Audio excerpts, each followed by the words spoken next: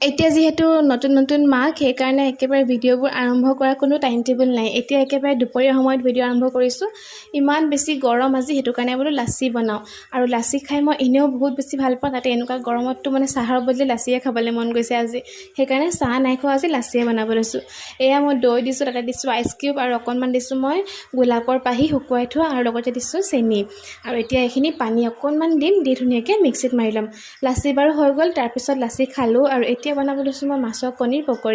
মাছৰ কণী আৰু পিঁয়াজ, আদা, নহৰু এই গোটেইখিনি মই মিক্সিত এনেকৈ গ্ৰাইণ্ড কৰি লৈছোঁ। আৰু এতিয়া ধুনীয়াকৈ লিকুইড নিচিনাকৈ এটা পেষ্ট ওলাই আহিছে, কিন্তু এইটো ভাজি দিলে ধুনীয়া হৈ যাব, লিকুইড হৈ নাথাকে। ইয়াতে দিছোঁ মই অকণমান নিমখ, অকণমান হালধি, অকণমান জিৰা গুড়ি আৰু অকণমান জলকীয়া গুড়ি। এতিয়া এইখিনি ভালদৰে মিক্স কৰি ল'ম। মিক্স কৰি যেনেকৈ পকৰি বনাওঁ তেনেকৈ আমি এটা এটাকৈ কেৰাহীত তেল দি ভাজি ল'ম।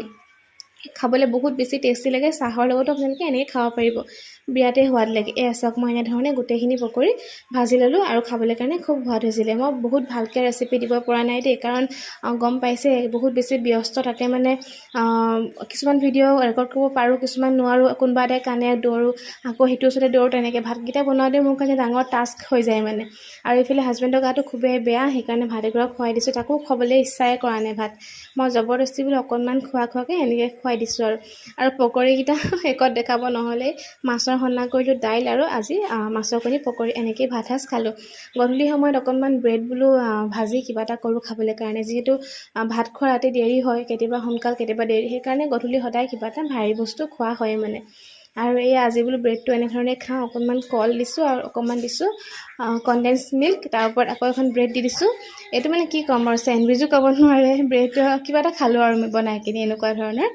আৰু এয়া খাবলৈ কিন্তু খুব ভাল লাগিলে। এনেকৈ নাই খোৱা যদি আপোনালোকে ট্ৰাই কৰিব এবাৰ। আৰু তাৰপিছত খাই বৈ পিনি বেটাহঁতৰ লগতে লাগি থাকোঁতে গ'ল, আৰু ভাতকেইটা বনালোঁ, আৰু ভাত পানী খাই আকৌ বেটাহঁতক খুৱাবলৈ চেষ্টা কৰি আছোঁ। এতিয়া এনেধৰণে আজি দিনটো শেষ হৈ গ'ল। যদি চাই ভাল পালে ভিডিঅ'টো প্লিজ লাইক, কমেণ্ট, শ্বেয়াৰ কৰিব, লগতে ফ'ল' কৰিব। এতিয়া এটা বেটাই কান্দিছেই, মই যাবলৈ হ'ল দেই। আকৌ লগ পাম নতুন এটা ভিডিঅ'ত। Bye bye.